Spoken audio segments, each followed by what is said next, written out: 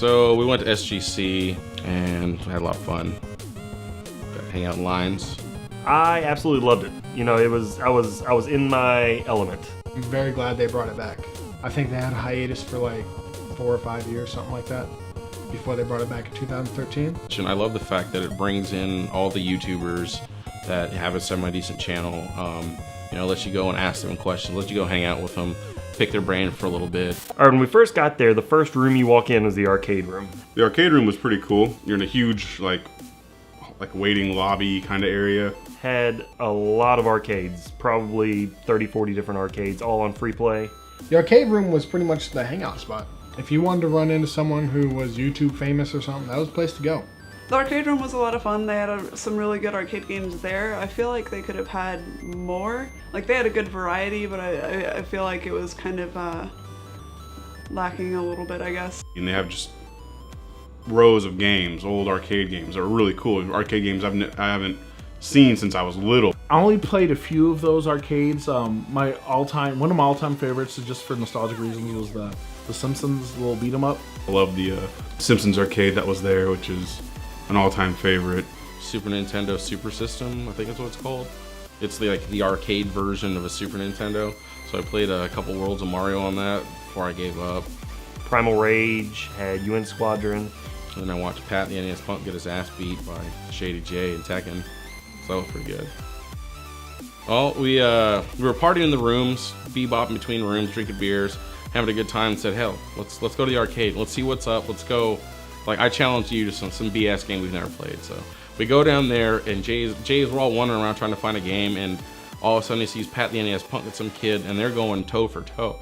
And then so he's just like, watch this, and it is the old school. Give me a quarter. Grabs someone's quarter. He runs up to the screen, and slaps it up there, and he's just like, I got next.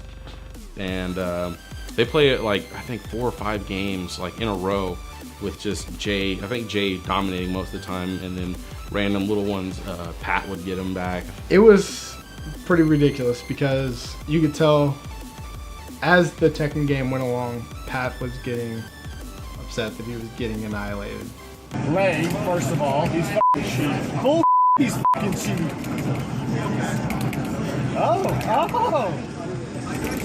Oh! But it was funny watching the smack talk go back and forth. And he actually accused Jay of cheating at one point, and Jay was like, oh, if I'm cheating, I'm just gonna start using Eddie Gordo. Especially because they're both pretty good Tekken players, and I could just see the anger in Pat's face. He's just like, you're cheap, man. You're using, and he's like, what, I'm cheap because I'm using combos that I know? I was not there for that, no. I was probably sleeping off a hangover or something.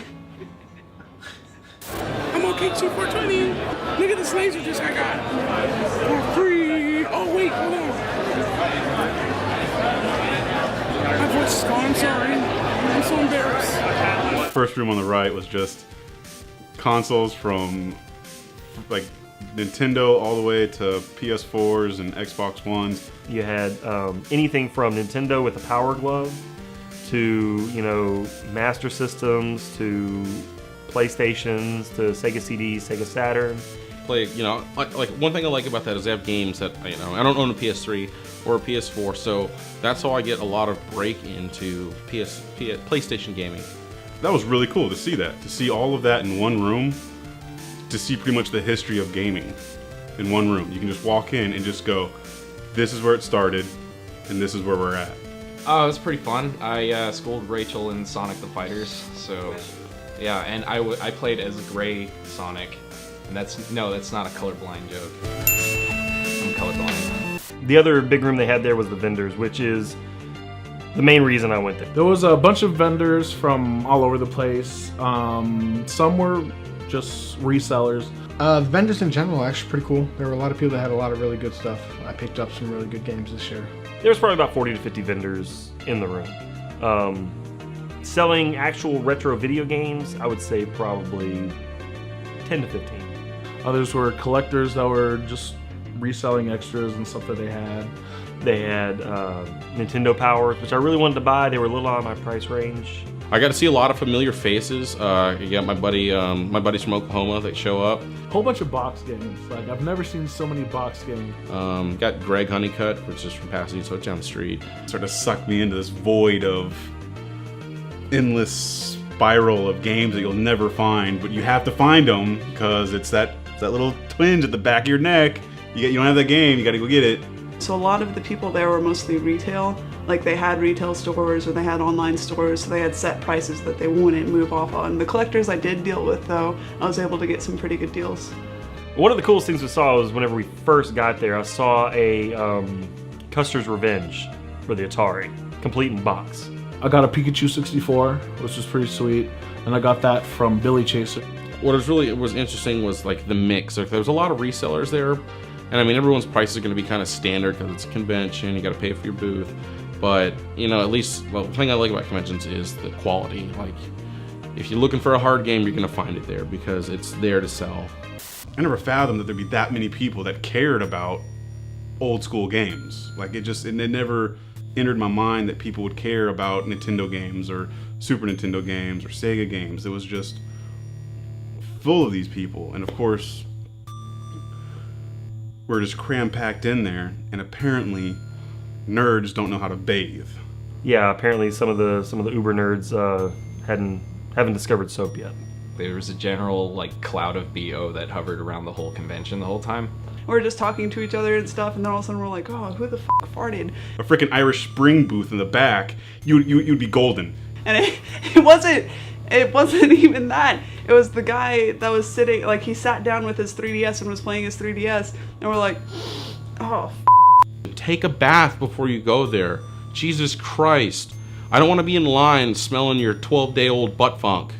It's all part of the territory. You're always gonna have nerds like that whenever you go to game stores, flea markets. Some people there smelled like a mashed up bag of Okay. Is that nice enough? That's fine.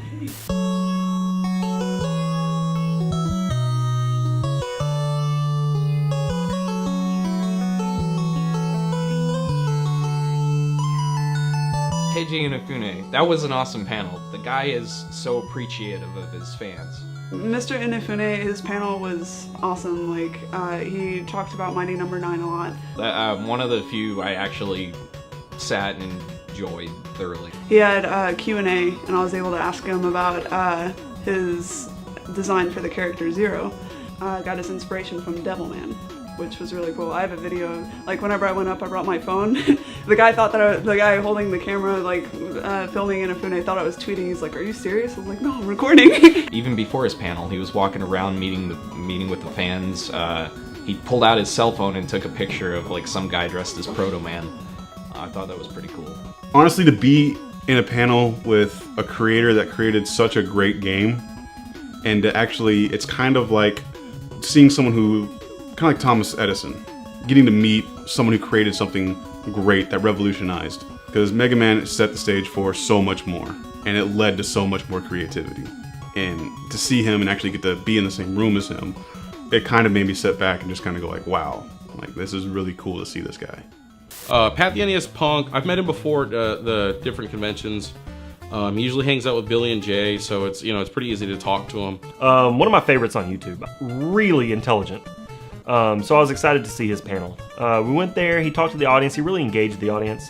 He seemed pretty funny, actually. He was actually really comical when the way he answered questions, the way he interacted with people. He had a segment called Play the Punk. He brought up 4 or 5 people, and they all played video games with him. One person won, a lot of people lost. He had like little fun gifts to give them. It's just kind of a crowd interaction thing. It's fun to pick his brain. I like to ask him small questions, but he is pretty busy with a lot of people always asking for stuff, so it's hard to catch him one-off. Before you guys got there, we were all hanging out, drinking beers, just starting the night off, right? Oklahoma guys show up. So we're just hanging out in the room. We're drinking, like we filled up our tub full of ice and beer. And they come busting in the room, and he's just like, "Where the bitches at?" He takes like another fucking 2 or 3 steps, and it's like Jay's leaning against the wall, Billy's on the bed, their female friends on the ground, and like everyone's kind of scattered through the room, and then he goes, "Oh, there's one." And Jay just blows up. Jay was telling him to off, like, And he blew up. I thought he was gonna start punching the guy. and he was like, that's fucking disrespectful. Made him apologize, and then like it all got settled out afterwards. But it's just like, why would you walk into a room and call a female a bitch of all people, especially when you only know one person in the room, really? He stands up for the ladies. And after that guy left, he like woosawed and he was chill again. It's definitely a blast drinking with them, but just don't ask where the bitches are at. Another big panel that we wanted to go to was the Game Chasers. The lame chasers? Because we're probably going to say stuff like chodes and balls and cuss words. I actually just started watching them, and they're really, I find it to be really entertaining. They were exactly like they are in the video. They're real, they're funny, they're crude, they're, just having fun. They enjoy their hobby. Those guys can't game hunt for shit. They can't even like haggle in Spanish or anything. Like they don't even know basic words. Okay, this is how bad the Game Chasers are. I went up to Dallas and I was like, hey man, you want to go like hunt games? Like let's hang out. And they was like, yeah, let's go. When did an episode and like I had to haggle a lot in Spanish, and the whole time they're staring at me and like, Spanish? There's like, God. They're great guys, actually. They seem really cool on camera, and for anyone who doesn't know them on camera, is them. Like they're fighting, constantly arguing. Apparently there was an argument about what a parsec actually was. It's pretty fun to listen to them on their panel complain about that. They called 8-Bit Eric in the middle of the Q&A, which for me was the funniest part. Hey, I got you on speakerphone. I know you do. I'll go. And it was hilarious. I was like, that dude sounds funny. And Eric didn't give a crap. He'll say whatever. And so they were bantering back and forth, and that was a lot of fun. I try to hang out with them at every convention they're at because they're kind of like the only other people I know besides the groups that I run with. So I was talking to Shady, and this little kid comes up and was like, Mom, oh holy it's the Game Chasers. And he's like, oh my god, Shady, can I get a picture with you? And I was like, oh, like, okay. Like, I got out of the way, let them take their picture, and I was like, wow, that was kind of cool. Like, good on you, dude. But yeah, hang out with the Game Chasers. Bring them beer. Okay, the last panel we went to was AVGN, the Angry Video Game Nerd. James Rolfe comes out. What I thought was a nice touch in a Pantera T-shirt. I mean, you're in Texas and you come out in a Pantera T-shirt. You're gonna do pretty well. I like when he gets into an analysis, and like he's usually spot on. You see that? Because like half the time I'm watching him, I'm right there on him. I'm right there with him, going, "Oh my god, that is such bullcrap. That is stupid as shit." And he's just right there too. Everyone's cheering, going crazy. He's talking about the new or the movie coming out, the Angry Video Game Nerd movie. Then he started taking questions, and that's whenever the Q&A went downhill. Over 1 million people following you. You're gonna have some weird people following you, and these weird people are gonna take that time to come see you, and put everybody else that's normal there in an awkward situation because you're there and you're weird. The questions were heinous that these people thought to ask this man that they've been watching for 10 years. The best one ranging from what did you think whenever Nintendo Power was canceled to what? Asking this stupid shit. It's like the part from Chris Farley on SNL. And the legend of rock and roll. And just thanks for being on the show. That's the effing questions we got in this effing panel. But to James's credit, he handled it all really well. It was good to see him. Good to meet him in the lobby. Good to hear him talk about his movie and how much fun he had making it. The challenges, the pitfalls, and the successes he had. It was just a really good time getting to see him. Yeah, your dreams can become nightmares, but they do become dreams again in the end. So SGC was awesome. I would definitely go back because I love seeing that many people who have a mutual interest that I do. So I can actually speak to people about stuff that I like and that they like. And I would definitely go back. It was awesome. I really felt at home at the gaming convention. It really catered to my interest. It had a lot of everything I wanted. I was able to play games, I was able to buy games, I was able to listen to some of my favorite YouTube personalities. SGC overall was a blast.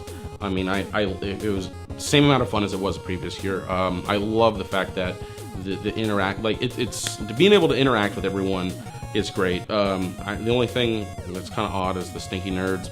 Fucking nerds bathe. Seriously, take a shower. 5 minutes tops. Yeah, the convention was pretty fun. I sure as won't stay at the Sheraton Dallas again. I am definitely going to go to SGC next year. I enjoyed it. Honestly, I was perpetually drunk. So, yeah. It was a lot of fun. I really enjoyed the panels. The vendor room was good with all the collectors and stuff. And then I did a lot of drinking.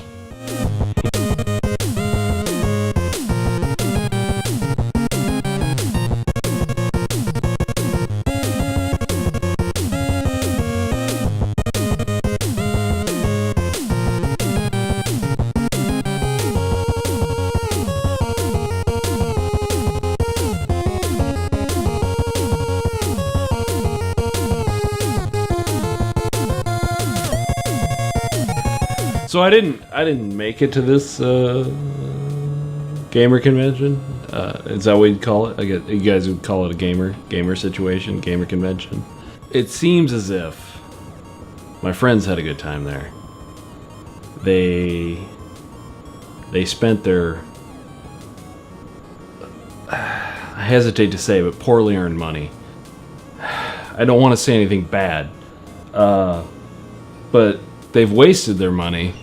They've gotten minutes of pleasure from it. But Dallas is far. They went there. Seemed enjoyable from what I've heard.